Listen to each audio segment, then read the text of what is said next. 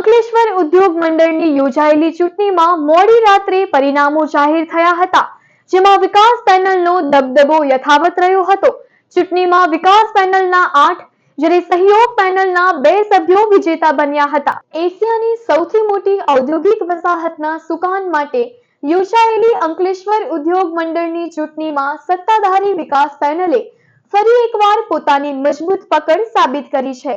10 બેઠકો માટે યોજાયેલી ચૂંટણીમાં વિકાસ પેનલના 8 ઉમેદવારો વિજેતા બન્યા છે, જ્યારે સહયોગ પેનલના 2 ઉમેદવારોએ જીત મેળવી છે. ગતરોજ યોજાયેલી ચૂંટણીમાં ઉદ્યોગકારોએ ઉત્સાહપૂર્વક મતદાન કર્યું હતું અને કુલ 90.48% જેટલું મતદાન નોંધાયું હતું.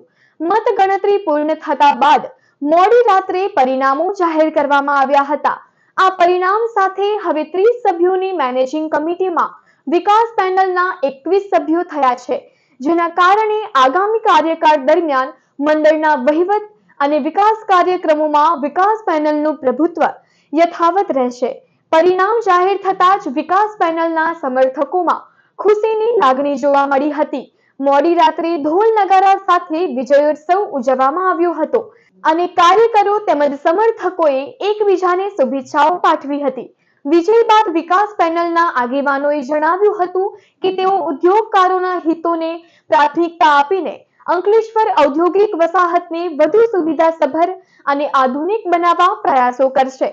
સાથે જ અંકલેશ્વરને દેશની શ્રેષ્ઠ અને મોડેલ ઔદ્યોગિક એસ્ટેટ તરીકે વિકસાવવાનો સંકલ્પ પણ વ્યક્ત કર્યો હતો. તારીખ 30 જૂનના અંકલેશ્વર ઇન્ડસ્ટ્રીઝ એસોસિએશનની મેનેજિંગ કમિટીના 10 ઉમેદવાર માટેની ચૂંટણી યોજાઈ, જેમાં 1 ઉમેદવાર કોર્પોરેટ કેટેગરી, 1 ઉમેદવાર રિઝર્વ કેટેગરી અને 8 ઉમેદવાર જનરલ કેટેગરી, એમ કુલ 10 ઉમેદવાર વિજેતા ઘોષિત કર્યા છે. હમણાં જ 10માં 2 પેનલ વચ્ચેની રસાકસીભરી ચૂંટણી હતી. વિકાસ પેનલના 8 સભ્યો વિજેતા જાહેર થાય છે અને સહયોગ પેનલના 2 સભ્યો વિજેતા જાહેર થાય છે.